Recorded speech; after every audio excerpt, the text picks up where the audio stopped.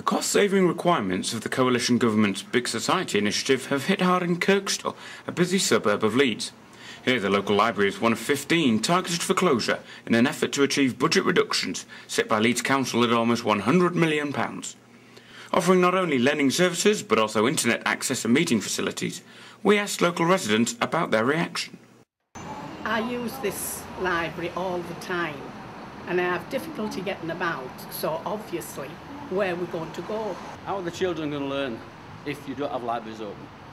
There should be a library in every part of the country for people to go and learn, otherwise the kids aren't just going to learn.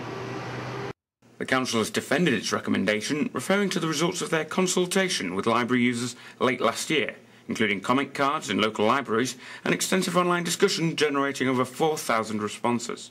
Not all local residents we spoke to were as informed about the local services available to them either. Today, and we're asking local people in Kirkstall how they're reacting to news that the local library is about to close. I didn't know that there was a local library or that it was closing. Concerning other local branches under threat of closure, we approached Cutswatch, a council budget watchdog, for their opinion, and spoke with John Barron, one of their contributors. Holbeck in particular, is a community which just doesn't seem to have any facilities left. That's certainly what local people would argue, and so they would definitely argue that it's a slash and burn philosophy. To make up for the lost services, council bosses have offered a mobile lending service for affected areas. I think the mobile library provision is absolutely terrific, and you know that they're certainly well stocked. But at the end of the day, you can't beat having a library which is there and doesn't move.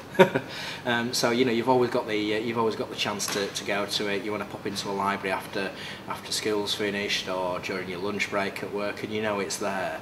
Whereas obviously with the mobile library provision, you've not always got, you know, you've got to time your week around them. So I think that's one of the difficulties with mobile libraries. Despite objections, it seems likely the recommendations of the new chapter will be accepted at this week's meeting of the Executive Board of the Council. That says you've got to balance all that with the fact that the Council's got £90 million worth of cuts to fund this year.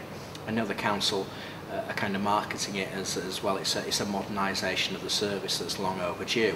Fair enough, but at the end of the day, I think in most people's eyes that you know they're closing or proposing to close 15 libraries at a time when they're cutting back. So I don't think it can be seen as anything other than a cut.